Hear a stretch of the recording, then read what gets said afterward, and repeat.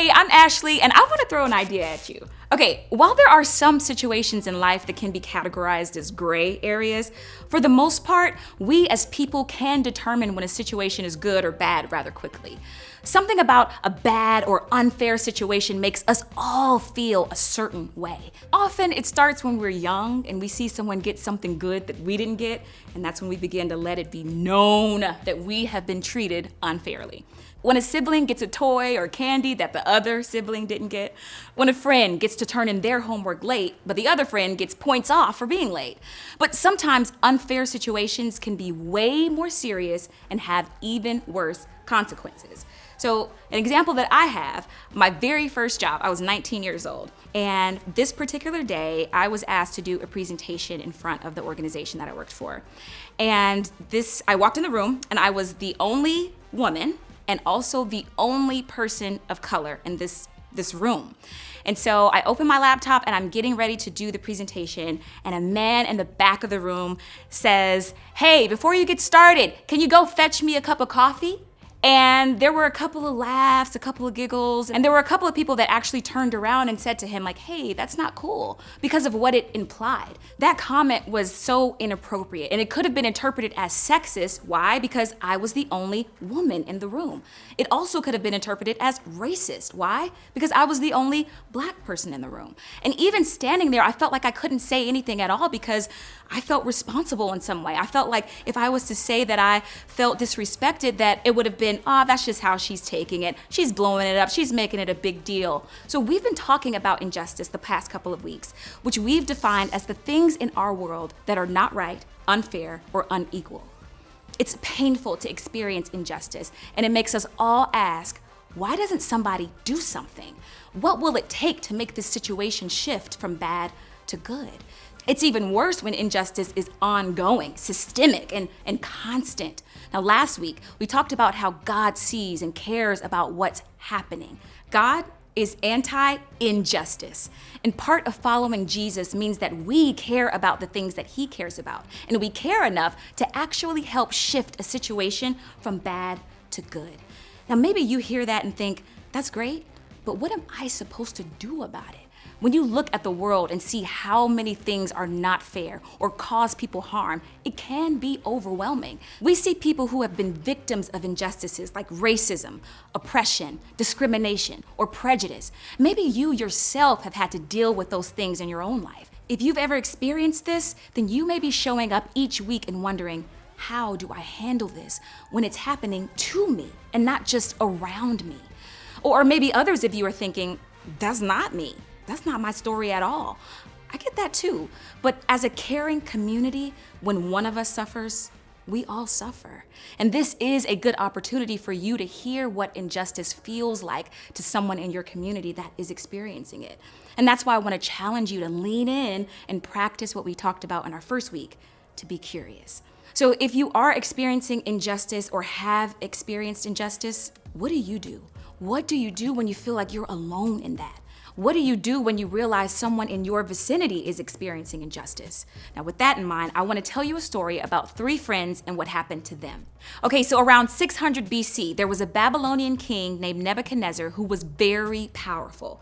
He conquered and captured the people of Israel. And one day he built a giant golden statue that stood 90 feet tall and ordered everybody to bow down and worship the statue whenever they heard certain music playing. If anyone chose not to do as he ordered, they would be thrown into a blazing fire. So Daniel, one of the authors of the Old Testament, tells us that there were 3 Jewish men who had been captured, named Shadrach, Meshach, and Abednego. They were worshipers of God, and they refused to bow down to this statue. You could probably guess that the king was not thrilled by this news, and he ordered Shadrach, Meshach, and Abednego to be brought to him. Okay, this is scary.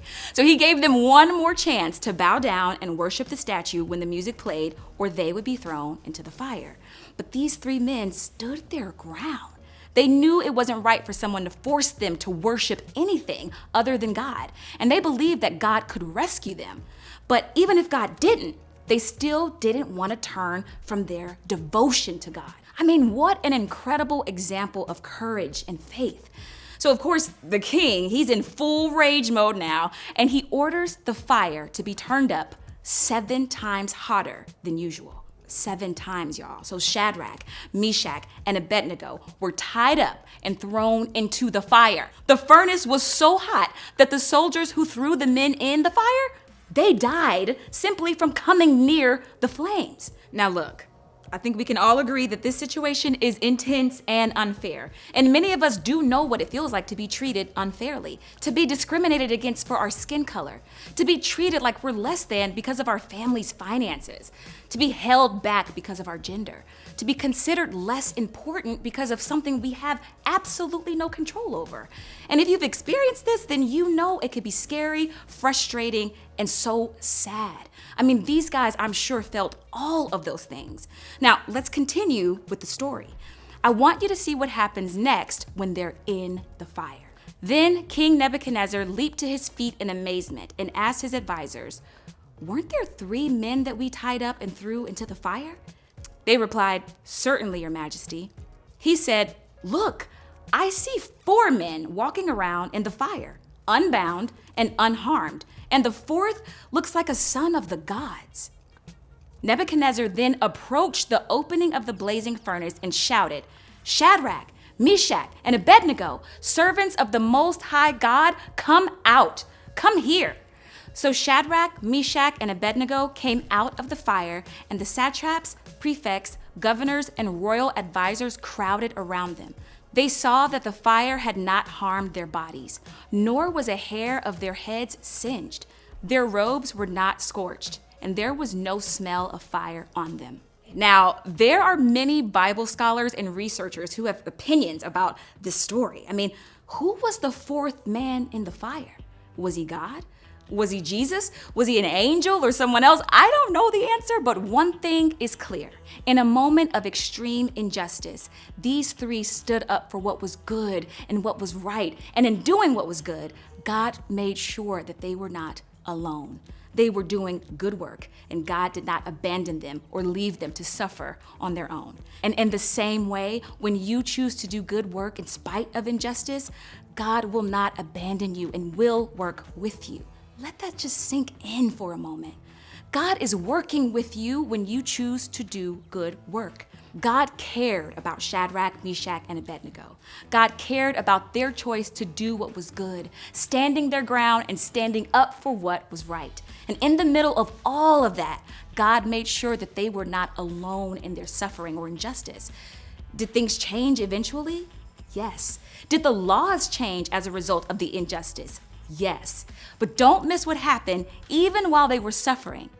God cared for them. And in the same way, God cares about you and doesn't want you to be alone when you face injustice. So maybe you hear this story and you feel the injustice part. Maybe you're so tired, so hurt, so burned by the things that you've experienced that you don't even know where to turn.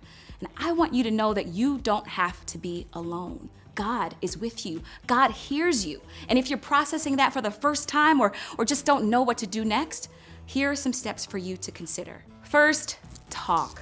Talk to God. God cares more than you even realize. Share your feelings of frustration, your confusion, or your hurt. And then talk to your group leader or even a trusted adult. Even if you think they won't understand, keep talking until someone does hear you and understands. Second, ask for help. Talk to your family about getting guidance from a professional counselor or mentor. Ask about other resources that might be available to help you process the injustice you experience and begin to heal. Don't underestimate the pain that dealing with injustice can cause.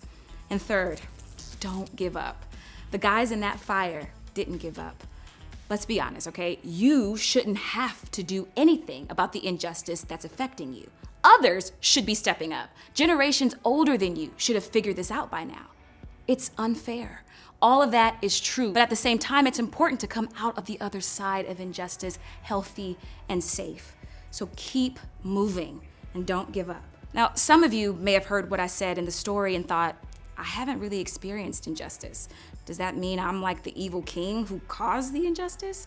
And while that's possible, it could mean that you're just more like the people in the crowd who stood and watched while all the injustice was happening but did nothing. And sometimes we participate in unjust situations just by allowing them to happen while we watch.